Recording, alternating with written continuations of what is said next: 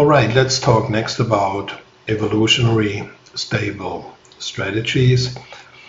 And that is related to some of the things we already alluded to in earlier examples. So for example, if you recall when we talked about coordination games, specifically stack hunt games, when there was like one Nash equilibrium which was Pareto superior to another one, we said, well, this Pareto superiority might be a good indicator for this particular equilibrium to emerge, as opposed to the other equilibrium, which is not payoff dominant. But then, also in the previous example, when we talked about another stack hunt game and introduced the concept of risk dominance, we saw that we might have actually an explanation for why certain lower payoff equilibria may prevail over the potentially higher payoff equilibria. So the standard example is, why is it that some war situations seem to prevail for a much longer time than peace, or in the context of two firms competing with each other, why is it that aggressive marketing is more likely to prevail over some moderate marketing? And the answer or the explanation for this phenomenon is risk dominance. So players might be knowing that in a certain lower payoff Nash equilibrium like war or aggressive, a lot is at stake. So the entire system is just so preoccupied with making sure that this payoff or this low payoff equilibrium of war or aggressive is maintained. Nothing must go wrong. And we illustrated that by saying that the aggressive or war Nash equilibrium has a large basin of attraction. But that also means that the moderate equilibrium, which has a much lower basin of attraction, could be possibly more vulnerable, because if it takes only a small percentage for the moderate or peace equilibrium to generate a higher payoff in mixed strategies, then any infiltration of the society with a mutation may flip it from a low probability to, it may push it beyond that critical value, that suddenly the aggressive Nash equilibrium pays a higher payoff. So in the previous example, the basin of attraction for moderate was like 1/6. So that's like roughly 16.7%. So that means if the players of that society play moderate with only 16.7% probability, then moderate would pay a higher payoff. So now imagine that there is a society that can only get a higher payoff when a certain strategy is played with a very low probability. So obviously such a society is very vulnerable to infiltrations from outside. So let's say if there is like an insurgent group undermining that society, it doesn't take a lot to get past that critical threshold of 1/6, so that suddenly the aggressive or war equilibrium is more likely to emerge. And that is again one of the most fundamental insights from game theoretical conflict economics, That is that peace-peace situations, they are much more vulnerable to infiltrations than war equilibria. But anyhow, even though it seems plausible that strategies that have a lower basin of attraction are more fragile when confronted with mutations, the story is actually a little bit more complicated. And there are certain conditions that need to be in place for an evolutionary stable strategy to flip. Or if there is an infiltration of a mutation into a certain society that plays a certain strategy, then there needs to be more in place than just, for example, a low basin of attraction. But let's take a look at some specific examples of what those conditions are when a played strategy is resistant to mutations. And there are basically two mechanisms that can assure evolutionary stability. And one is illustrated here, and that is essentially a strict Nash equilibrium. So let's assume we have a stack hunt game where we have hunter A and hunter B, and they can play two strategies. They can either go on a hunt with a bow and arrow or with a slingshot. And let's assume that we start out with the Nash equilibrium, bow and arrow, bow and arrow. So both players play bow and arrow. But now let's say hunter A mutates and suddenly pulls out a slingshot when the other hunter expects to work with a bow and arrow. So now what will happen is that hunter A will drop from 3 to 1 and experience a loss of -2. So that's not a good mutation. It immediately backfires. So that's basically immediately something like bad karma. So what happens is, if we draw it or if we write it down accurately and color code it appropriately, so the expected payoff for the mutator, which is hunter A. So if hunter A mutates, hunter A gets 1, as opposed to, and of course that's actually not a good thing for hunter B, because hunter B now gets only 0.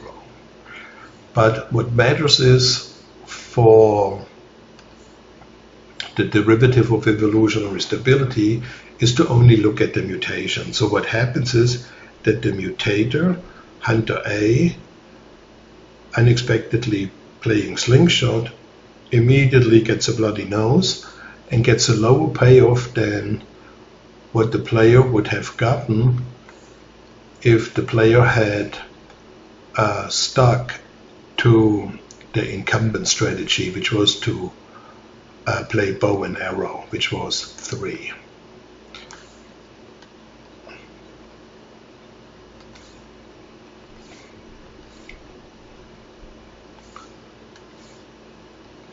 So, but what matters is not the 0 and the 3, the blue numbers, but we only look at what happens to the mutator. So what we need to compare is always the payoff for the mutator. Okay, so that is what we call a strict Nash equilibrium. A strict Nash equilibrium is always evolutionary stable.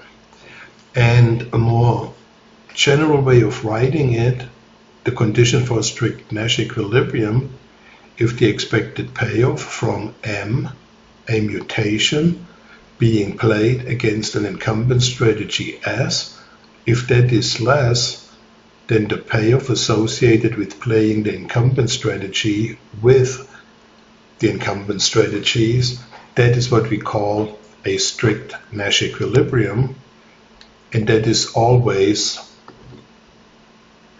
evolutionary stable. So strict Nash equilibrium is always evolutionary stable. So in the context of this particular payoff matrix, you will immediately see that under this definition of strict Pareto superiority or Nash equilibrium, also the equilibrium slingshot is evolutionary stable. Because if hunter A and hunter B are in a slingshot equilibrium, and hunter A now suddenly starts experimenting with a bow and arrow, well, then hunter A would immediately be worse off too, lose reproductive fitness, and it is a strategy that simply cannot take hold in that society. So even under these conditions, the slingshot equilibrium is also evolutionary stable. And if you observe under these conditions, bow and arrow, well, that's also evolutionary stable, because it meets the condition of a strict Nash equilibrium. Let's take a look at another example, which is also providing an explanation for evolutionary stability. So let's assume we live in a society and we play a dating game. And the players, they can either be sincere or they can be casual or not sincere. And let's assume that we start with the Nash equilibrium sincere. And so this is actually not a typical stack hunt game. But anyhow, it's a good game to illustrate why certain situations are also evolutionary stable, and they don't have to be a stack hunt game. So let's take a look at the situation where we have an equilibrium where everyone is sincere, but now Randy becomes casual. So that means by moving and experimenting with casual behavior, the change is 0. So now what happens is that the expected payoff for Randy is 2 when Randy mutates, but Betty gets now a layer payoff, it's probably disappointed, and gets only 1. But again, what matters is the 2. We are interested in the mutation. So that is the same as Randy would get when dating a sincere, or when being sincere himself and dating a sincere. So the 2-2 equilibrium. So expected payoff.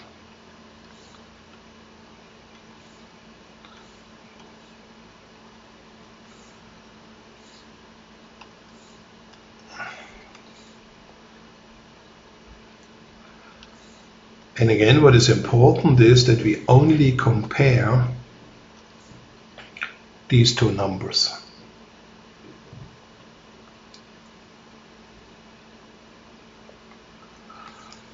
Okay, so now what that tells us is that being casual doesn't seem to be immediately backfiring, as in the previous example. So in other words, the story here continues. And the story here continues that we now need to examine, well, what happens if now a non-mutating, sincere Randy suddenly meets a casual Betty? Well, in this case, if we look at the payoff, so now the payoff is that the sincere Randy gets now a 1, and the casual Betty gets a 2.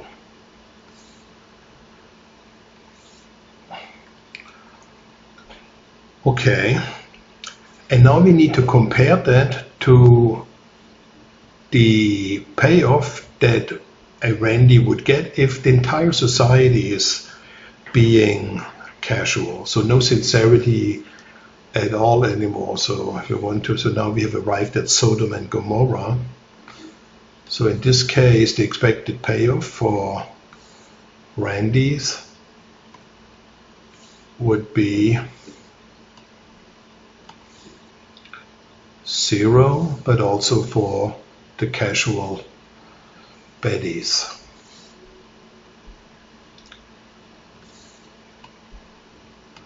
So in other words, if somebody is still being sincere, that person is still better off than living in a society where everyone is cheating on everyone else. So in this case, sincerity is still evolutionary stable, but the condition is not as easy as it is with a strict Nash equilibrium. So let's just summarize again. So we have 2 conditions for evolutionary stability. The first one was the strict Nash equilibrium.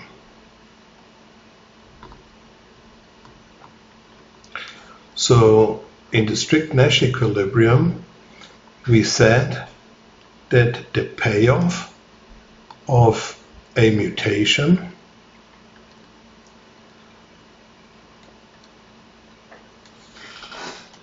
and now I just call the mutation M for player 1. So player 1 mutates against playing with somebody who plays the incumbent strategy. So that was the strict Nash equilibrium. If a mutator who plays with a player who plays the incumbent strategy gets a lower payoff than what the player got when playing with somebody also playing the incumbent strategy, that is immediately bad karma. That is not evolutionary stable, because those players who mutate, they immediately would get, or they would immediately lose their reproductive fitness. What we now just examined in this dating game requires the analysis of 2 conditions. So I just separate that. So that is a strict Nash equilibrium, and the second would be a non-strict Nash equilibrium. Non-strict Nash equilibrium, evolutionary stable strategy. So the first condition that we derived was that the mutation, the initial mutation, must not make the mutator worse off. So that means that E of the mutation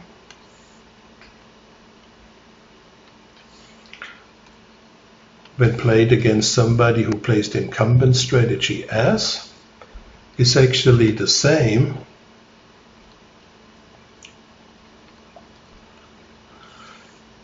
than what the mutator would get when playing the incumbent strategy S with another player who also plays the incumbent strategy S. So that is what we see here in the 1 to 3rd column, and which is boxed in the 2 and the 2.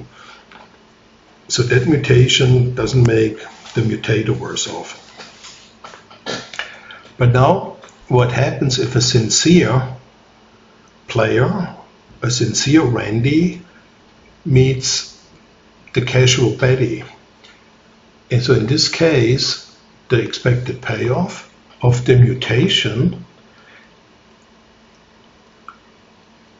the expected payoff of the incumbent strategy against the mutator is still higher than everyone playing the incumbent strategy. So that means that if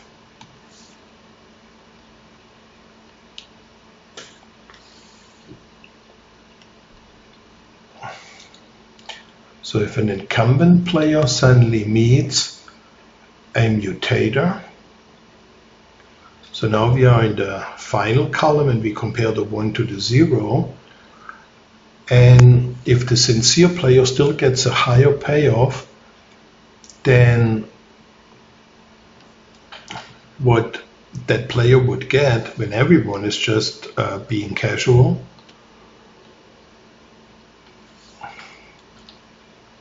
so that would be everyone is being a mutator.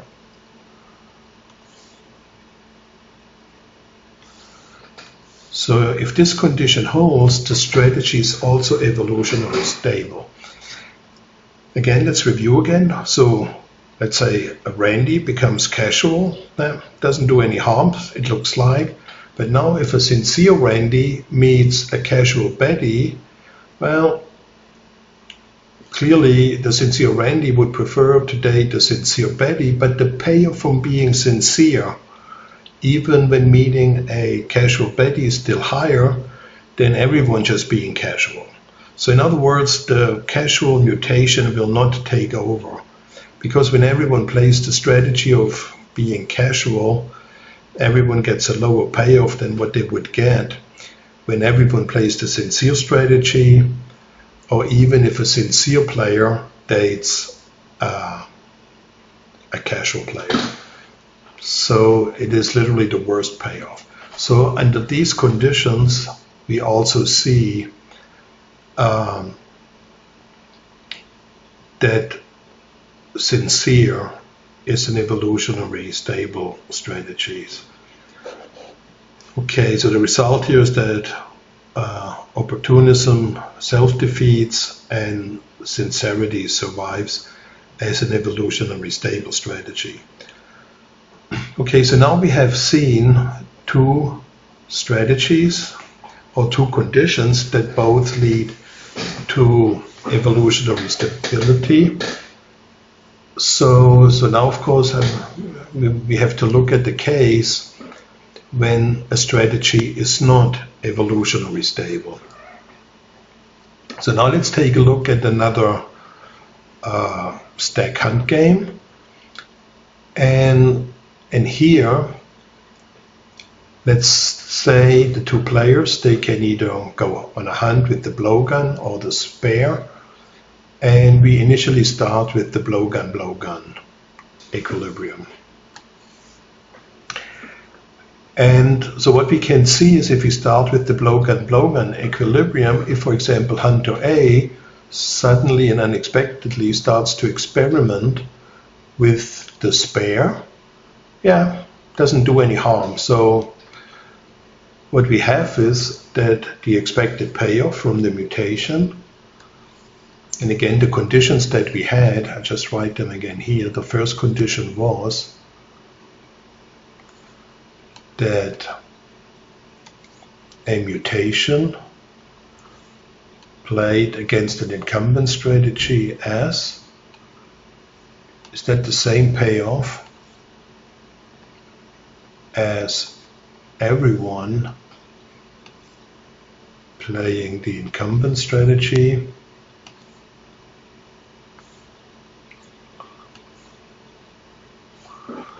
Okay, so this is the condition that we have.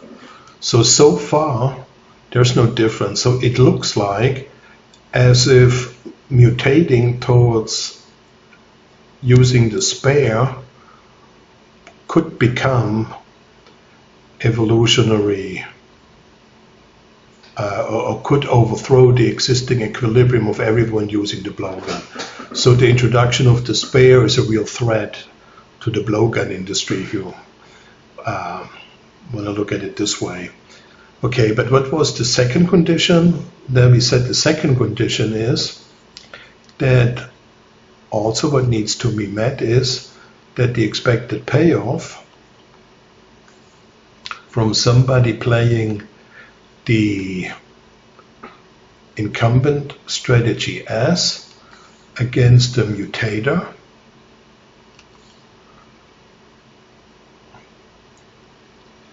that must be a greater payoff then everyone mutating.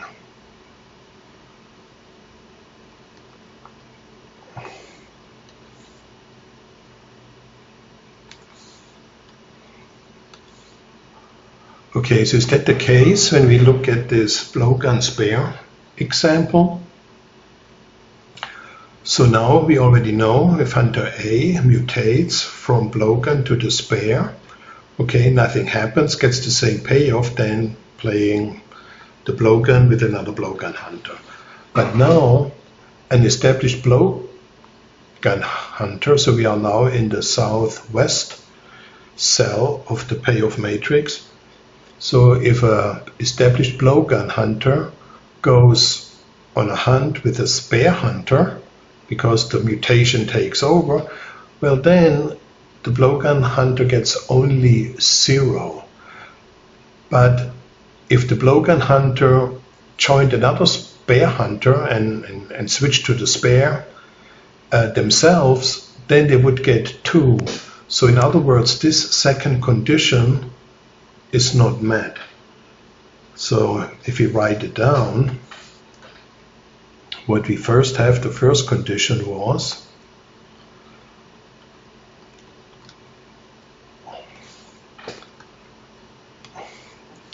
so first they got 1, and then they got 1.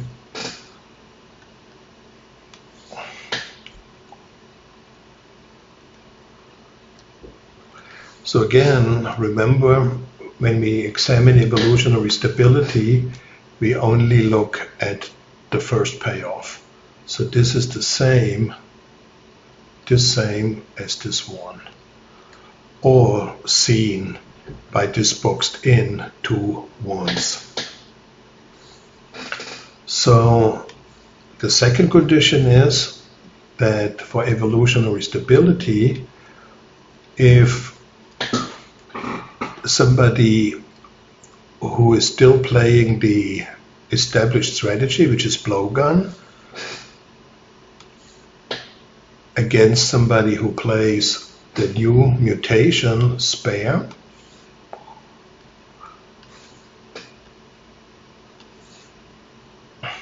so in this case this is less than when everyone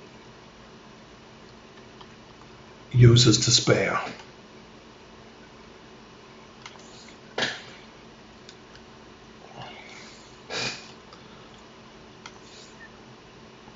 So now this 0 is less than this 2. So in other words, an initial mutator is as good off as playing the initial incumbent strategy. So a spare mutator doesn't lose anything when going on hunt with a blowgun hunter. But if a blowgun hunter now suddenly encounters a spare hunter unexpectedly, well, they are worse off. And if everyone played the spare strategy, they would be better off. So in this case, the blowgun is taken over by the spare. So in this case, blowgun is not an evolutionary strategy. So in this case, the spare mutation wins over the blowgun, and the there's some typos I noticed. So the spare mutation is successful. So now we can summarize again what we already did. So for a strategy to be an evolutionary stable strategy, ESS, the necessary but not sufficient conditions are that strategy S, the incumbent strategy, is a Nash equilibrium strategy. In the Nash equilibrium, strategy S needs to be played by both players. Then a strategy S is said to be ESS if we have a strict equilibrium, which means that everyone playing the incumbent strategy S gives everyone a higher payoff, or gives the the potential mutator a higher payoff. So that is what we derived here just earlier. Okay, so this is the first condition is the strict Nash equilibrium, and the second condition for evolutionary stability is that if a mutation M gives the mutator the same payoff when playing the incumbent strategy with another incumbent strategy player, and so that is the first part of the condition. And if the expected payoff from playing the incumbent strategy when encountering another player who plays the mutation is still greater than everyone playing the mutation, so if the mutant does equally well against residents of the established strategies, then residents must do better against the mutant than the mutant does against itself. Okay, I know that sounds complicated, but that's the condition. And if you look at the previous games and you derive those conditions one by one, it should be actually clear. And let's do a final example where we can test this. So here we have a game where we have actually each player. We have two players, firm A and firm B. They have three strategies.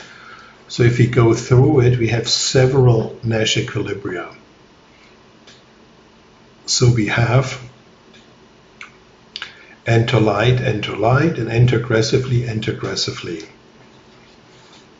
Enter aggressively and stay out is actually also Nash equilibria, but it is not a Nash equilibria for the purpose of evolutionary stability, because if we go back to the previous slide, in the Nash equilibrium, strategy S needs to be played by both players, right? And that is not given here by this seeming Nash equilibrium, which is enter aggressively and stay out. So that is not of relevance for evolutionary stability. So what we need to do is we just need to look at the first Nash equilibrium, which is enter light, enter light. Okay, so what can happen in the equilibrium enter light?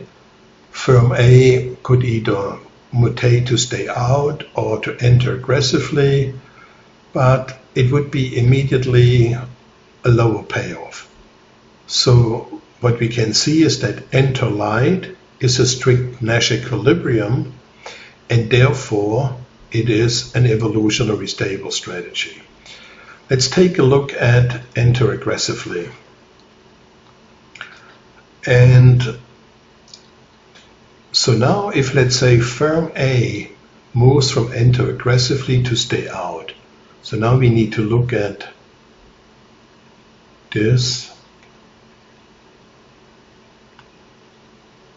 box here. And 3 is not relevant, so we mutate from enter aggressively to stay out. Okay, so there's no difference, so it's a plus, minus, 0. Okay, so now the next question is, if everyone plays enter aggressively, if everyone plays stay out, what happens? So now we need to take a look at this block here.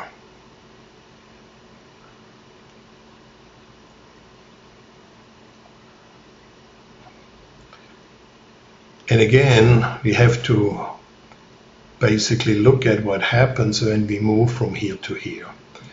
So let's summarize in the notation of the conditions. So the first condition was that the mutation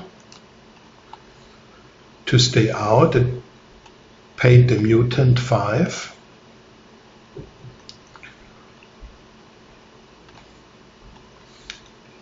And the partner now gets only 3. That is the same as when everyone played the original strategy of enter aggressively, aggressively.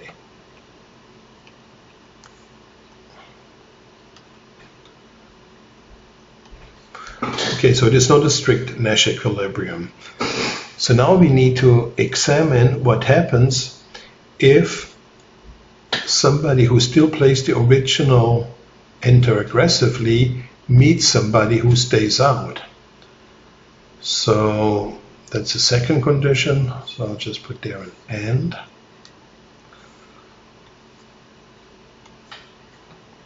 Okay, so now we have an incumbent player. So somebody still plays aggressively, gets a payoff of 3. The partner gets 5. And how does that compare when we all play the mutant strategy, which is to stay out? And then we can see that player 1 still gets a higher payoff, because when everyone plays the mutant strategy, the player 1 gets only a payoff of 2.